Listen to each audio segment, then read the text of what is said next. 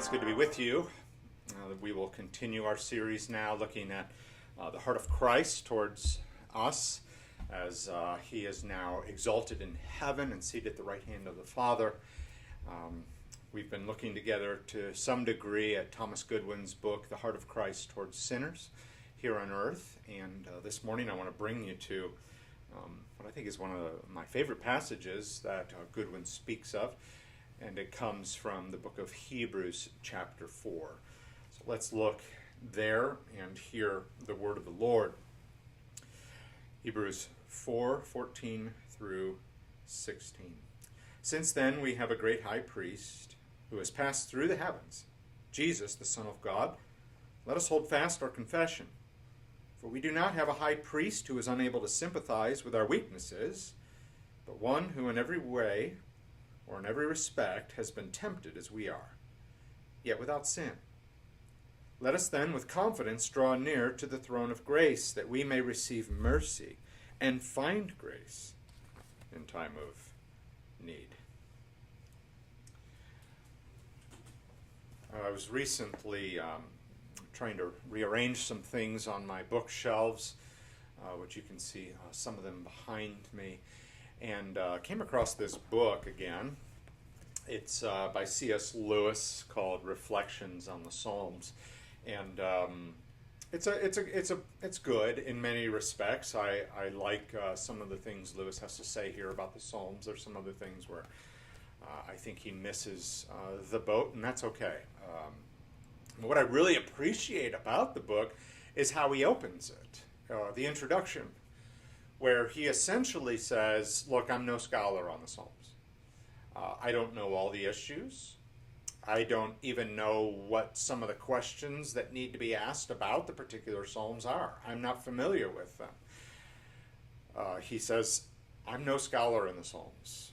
I'm not a Hebraist, meaning he doesn't know the language that David and the psalmists wrote in, nor does he know any of the other Canaanite languages that surrounded the Hebrew people. And so he opens up this book in the introduction by basically saying, look, I don't know much about these things. However, and this is where it gets interesting, he says it's because I know a little bit about them and I've recently learned these things that I think I can be of some help to the reader.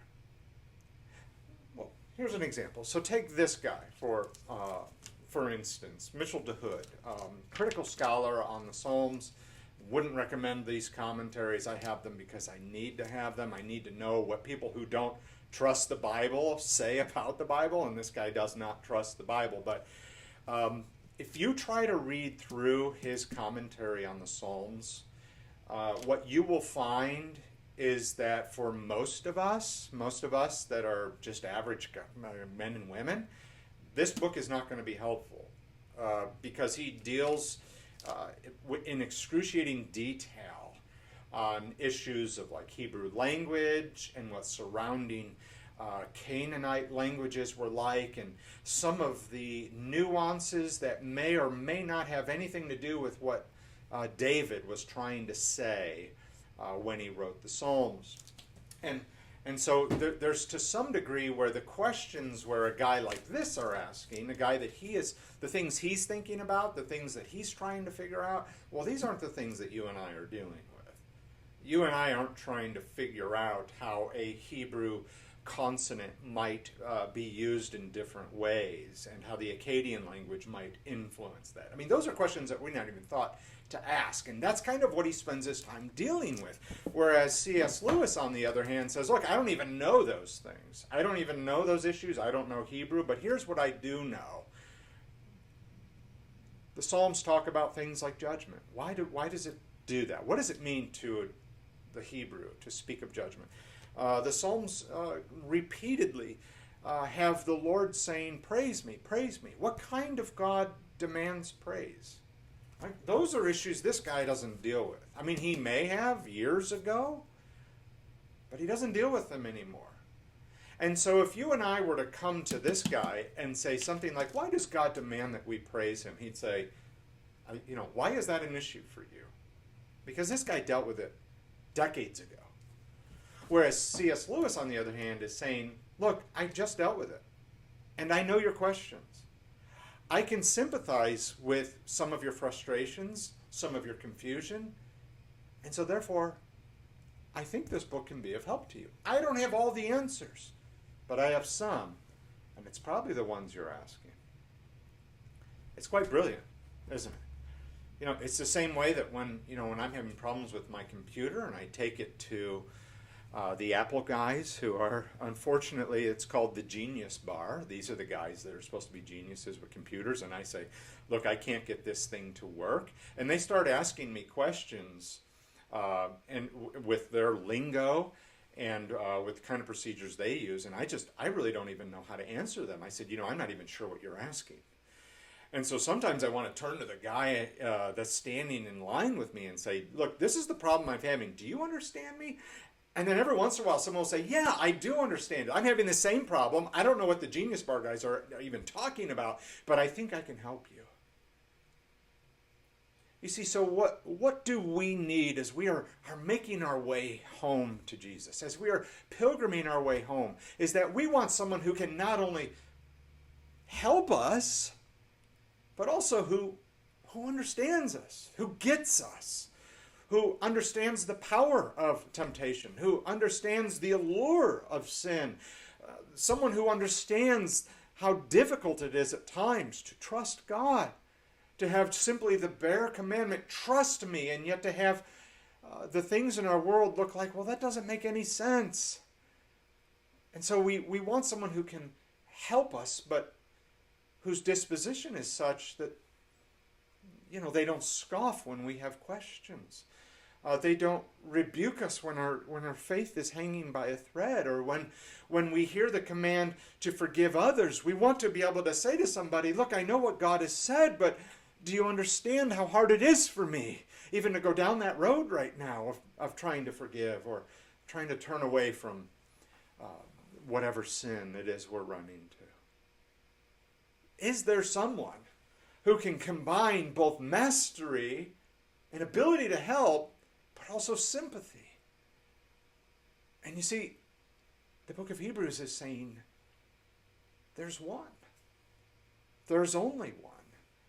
There's only one person who both is able to sustain you, but also to receive you in such a way that he does so with sympathy.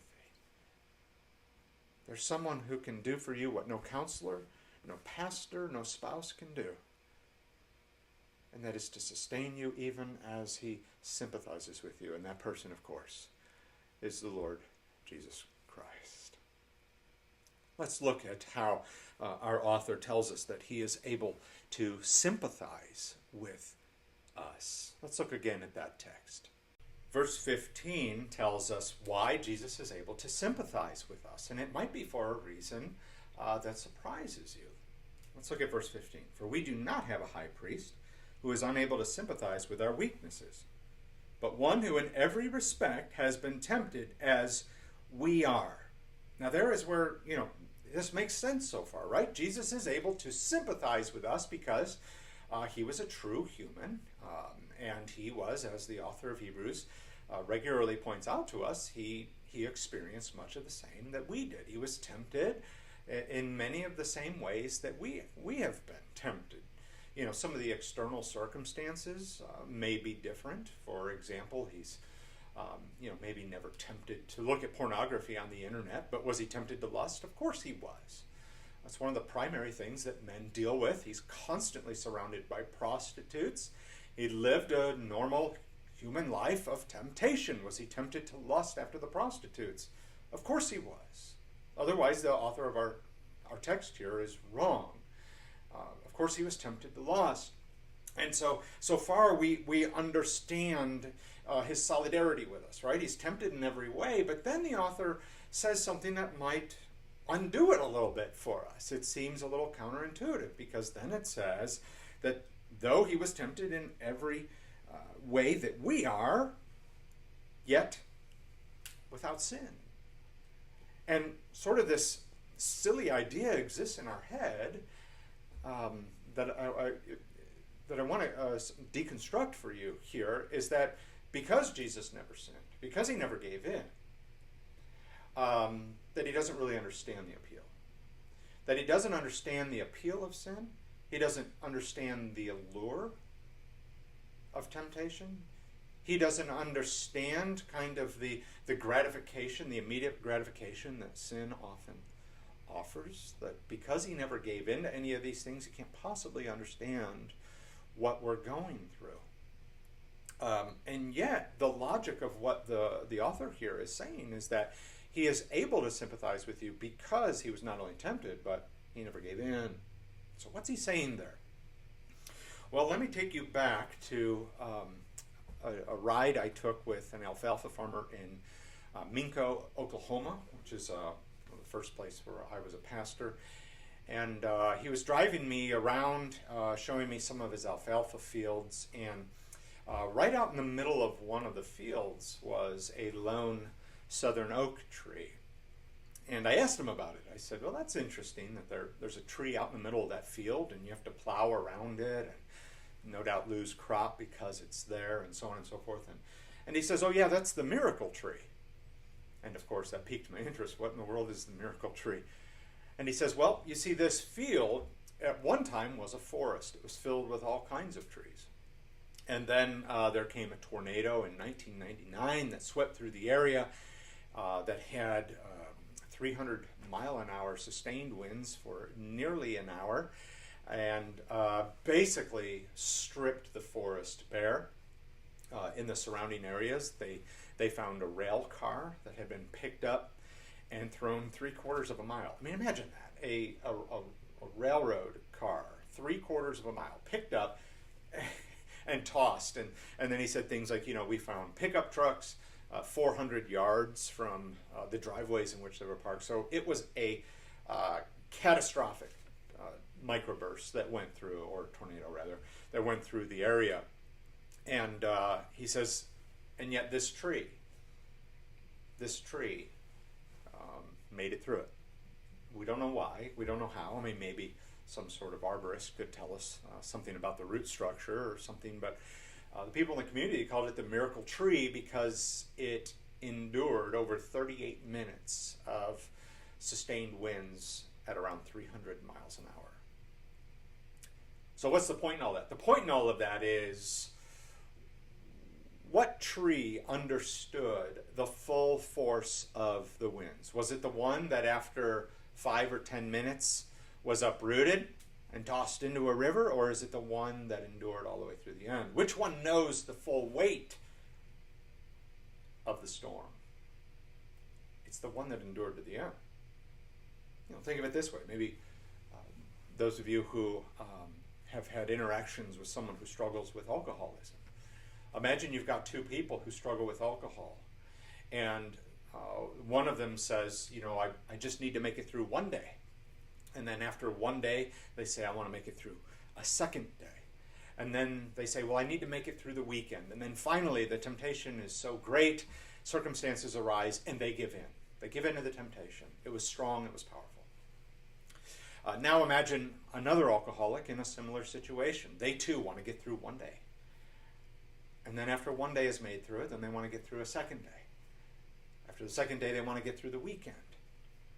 And even though the temptation remains and the allure is hard, they make it through the weekend. And then they're 7 to 10 days in, and then there's marriage problems.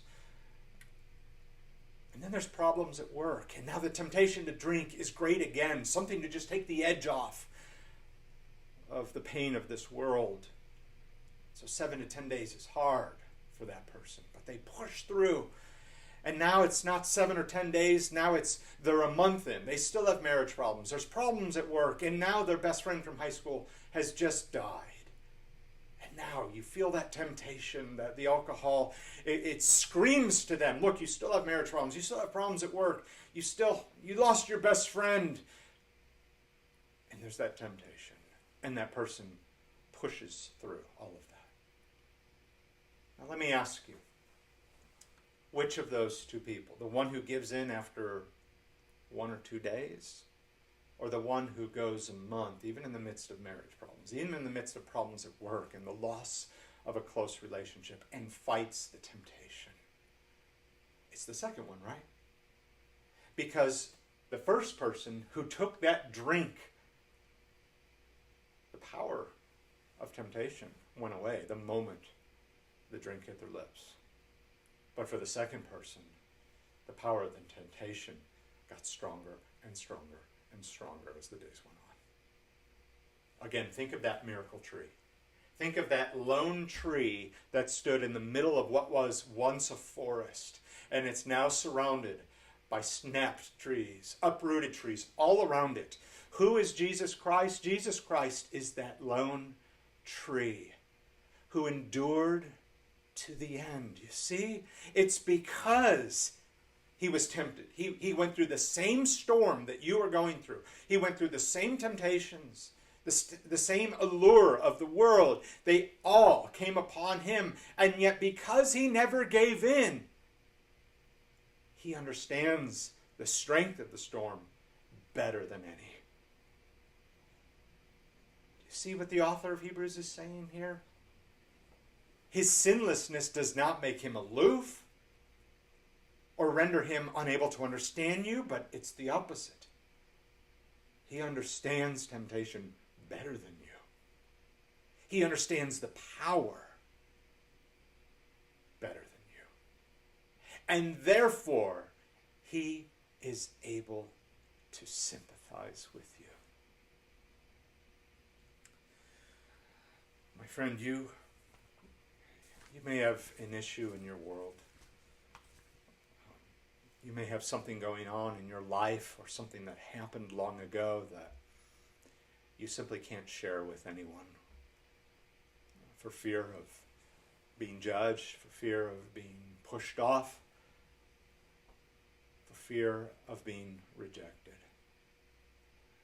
You may have some sin that you need to confess. You may have some struggle, some anxiety, some addiction that is crippling your soul, and it's too painful to bring to your pastor. It's too painful to speak with a counselor about. I understand your temptation. And I won't tell you to come to me. What I will tell you is that there is someone that I can go to, and there is someone you can go to. There is someone who understands you, who sympathizes with you, and who loves you through and through. He was tempted in every way, and yet without sin. And therefore, we have a high priest who is able to sympathize with us in our weakness. Let me read to you something that a friend of mine wrote that was just balm for my own soul. He says, "Consider your own life. When the relationship goes sour, when the feelings of futility come flooding in, when it feels like life is passing us by, when it seems that our one shot at significance has slipped through our fingers, when we can't sort out our emotions, when the longtime friend lets us down, when a family member betrays us, when we feel deeply misunderstood, when we are laughed at by the impressive. In short, when the fallenness of the world closes in on us and makes us want to throw in the towel, there, right there, we have a friend who knows exactly what such testing feels like and sits close to us, embraces us, with us. Solidarity." That is Jesus Christ, my friend. You see then how all of these things drive what our author says here in verse 16. In preaching, we talk about something called the indicative drives the imperative. That is to say, what is true drives what we are to do. The indicative drives the imperative. So what's the indicative? He sympathizes with you. He's been tempted in every way. He understands the power and appeal of the sin that so easily causes us to stumble and that we are all guilty of committing. Therefore, because that is true, that's the indicative. Therefore, here is the imperative. Here's the application. Verse 16, let us then with confidence draw near to the throne of grace, that we may receive mercy and find grace to help in time of need. Do you hear that, my friend? That draw near with confidence. Not confidence that you have a good excuse for why you sinned in the way that you did, that you had a bad childhood, or your spouse doesn't treat you right, or something like that, and those are the reasons why you've sinned. That's not what the author is saying. Nor is he saying that we are to take confidence that, well, I'm going to do better, and I'm going to make promises to Jesus, and therefore he's going to receive me. And I would just say to you, my friend, just stop. Just stop. What does it say? He understands your weakness. He understands the allure. And he sympathizes with you. Therefore, being confident in those things, let that be your confidence. That you draw near to Christ now. Don't put it off. You come to him now and you say, I cannot forgive this person. The spirit is willing, my flesh is weak, or I can't quit this addiction, or I still find myself falling into the same anxieties or depressions or despairs, and I don't know how to break it. Help me. With confidence in his ability to sympathize. Draw near in that. But also this same author, right, is later going to say about Jesus, who for the joy set before him endured the cross, for the joy of receiving you today and healing you and assuring you that his love for you is not based upon your track record this week, but he loves you because he is love. And he will not leave or forsake you because you were his. You belong to him. In the confidence of those things, let us draw near to receive mercy and help in the time of need. He is not able to just sympathize with you, but as the one who has been given all authority in heaven and earth, and who reigns over history, who reigns over your present trials, he says, come to me in full confidence that I get it. I get you. And I understand the temptation. But you must come to me, that you might receive grace and mercy. For my love for you is one that will not let you go. Now, some of you may know the name of George Matheson, who was a minister in the Church of Scotland in the 1800s and ministered on the west coast of Scotland. He's also a hymn writer, and you are probably familiar with at least one of his hymns. What you may not know is that he struggled all of his life with poor eyesight. In fact, by the time he was 18, he was nearly legally blind. And yet he had a desire to enter the ministry, which required of him to go to seminary, and would require as well that he would be able to read and write Hebrew, Greek, and Latin. And so, because he had failing eyesight, his sister, who deeply loved him and cared for many of his needs, she decided that she was also going to learn Greek and Hebrew and Latin, so to enable her brother George to make it through seminary and take a pastorate, which he did. In fact, his church is still there on the west coast of Scotland.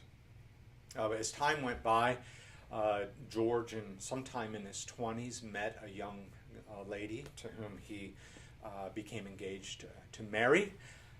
And we don't know much about the story except that at some point she decided to call off the engagement because George's eyes continued to deteriorate, and she could not imagine a future of living with a man with such high needs. And so she called off the engagement, and George was absolutely devastated and felt like his heart could never love another woman like it loved her.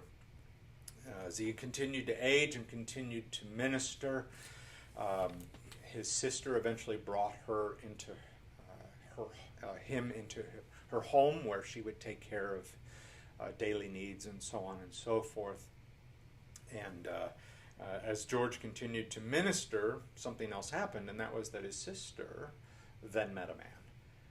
She befriended a young man, a good Christian man. They decided to get married, and that marriage would eventually take her out of the house that she shared with her brother George and out of the city, which would then leave George alone.